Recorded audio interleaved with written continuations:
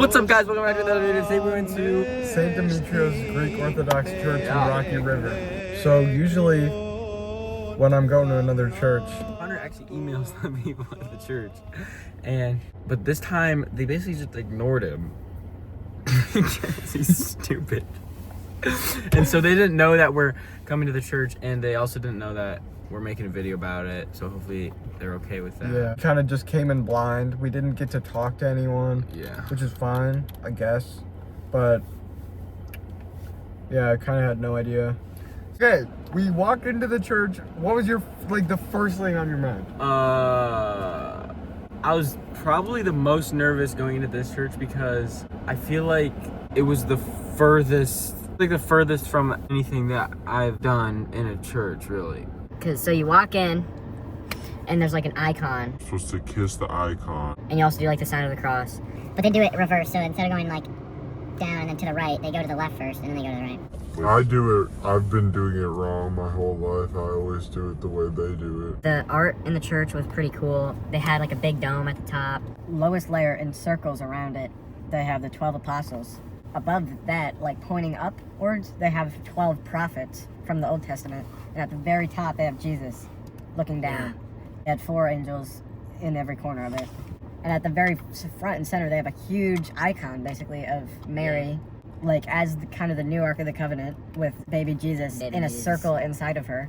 2 angels on either side of her. The altar was very cool and intricate. It was behind a wall. Oh yeah, they had like a little gate. Each door was basically an icon. A lot of gold in there. A lot of intricate mechanics. In the Stained glass altar, windows. on the walls, there were 2 large icons. One was the Transfiguration. The other was 3 guys. I didn't have any idea who they were because all the text was in Greek. And I don't know how to read that. Bro, they started that one time after they did like the Lord's Prayer, and they just started praying in Greek. Yeah. And then I said the Our Father. I know the Our Father, and we started praying in Greek, and just nodding along. Like 4 completely metal. They looked like gold, like an icon made out of gold. They had pews with kneelers, but we didn't ever use the kneelers, and we stood up the whole time. Pretty much. I think we sat down like twice. The 2-hour-long service was like standing. So it's not called a service. It's called, what is it called? Catholics they call it Mass. This is called a divine liturgy. What's it called when they like sing the words that they say? Chanting? I guess, yeah. So they were like chanting a lot. Yeah, pretty much the whole thing was like sung and not spoken. Like all the readings, they would sing the gospel in the reading. Yeah. What were they doing when they were like chanting or whatever? Just call and response, basically.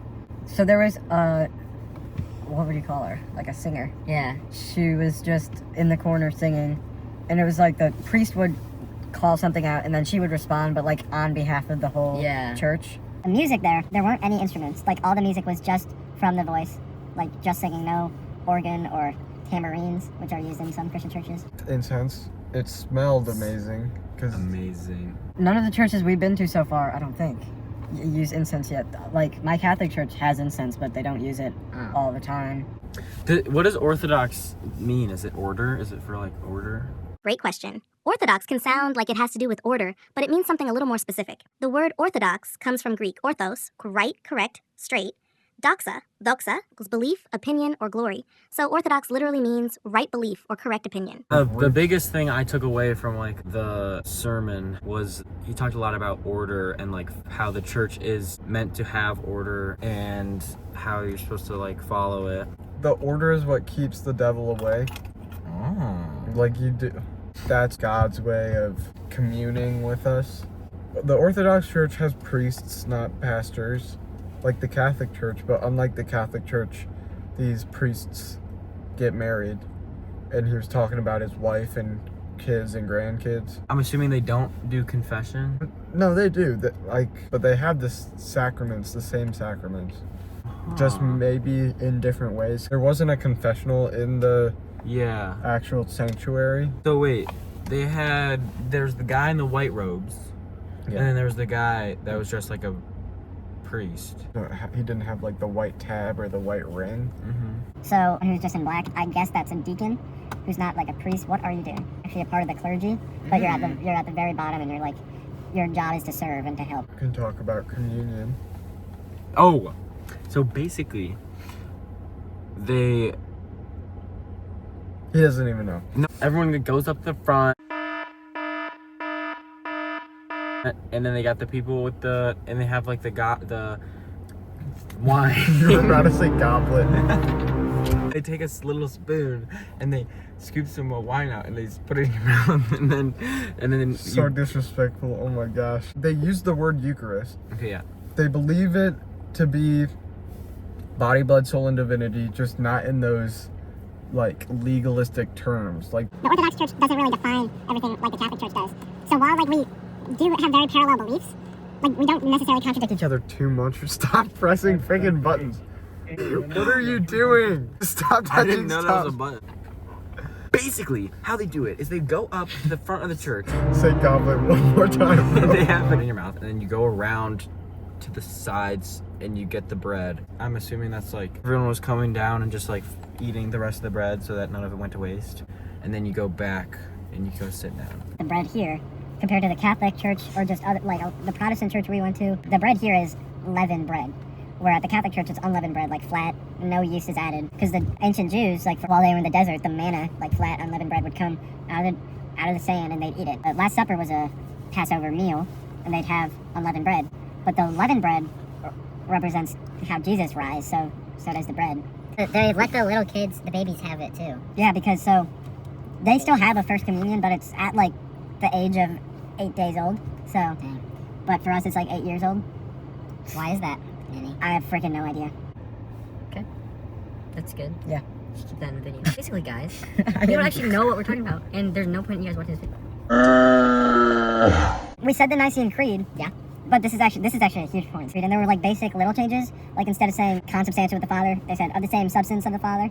But the biggest one, we say the Holy Spirit who proceeds from the Father and the Son. They said, and the Holy Spirit who proceeds from the Father. Like that distinction is what caused the schism, and that's why we're two different churches now. Because in the East, they would say from the Father, and in the West, we'd say the Filioque in Latin, which means and Son. And it was added in, and it caused a lot of anger, because it's like, you're getting that wrong, it's not right.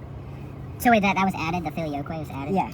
You talk to Eastern Orthodox and like what they mean. And it's not that the Holy Spirit doesn't come out of the Son, Jesus, either. And when we say it, we don't mean it like originates with Jesus and originates with the Father. It just proceeds from the Father, and it also proceeds from the Son in a different way. To an outsider, it would look like a very minor thing, and like that's worth splitting the church over. So why was that so bad? Because we didn't talk enough. We were too bad. Like pride is really what caused every single split of every single church. I don't like this video. This one's the bad one. I don't think so. Like the Orthodox Church focuses on mystery because they don't define these things, because they believe, and I believe in a way too, that we don't have the words to properly describe these things. So it's best to not try to define everything and just leave some things up to, like, we know that it happens and we know it happens in this way, but we don't understand it fully because it's just the wonder of God doing it. Like with the Eucharist, they have the word Eucharist and they believe it's really the body, blood, soul, and divinity, but they don't have the word transubstantiation. They believe that's what's happening, but they don't really describe it as the substance of the bread and wine changing into the substance of God while the form of the bread and wine is still intact. Like that's what the Catholics have it defined as. So that's like a very cool thing with the Orthodox Church that I really appreciate.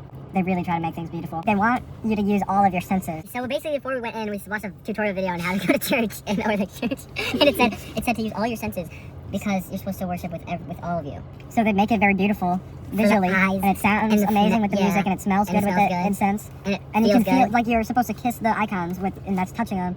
And then, what's the other one? Tasting Oh it. yeah. Oh, and with the bread and wine, I guess. But It's so stupid.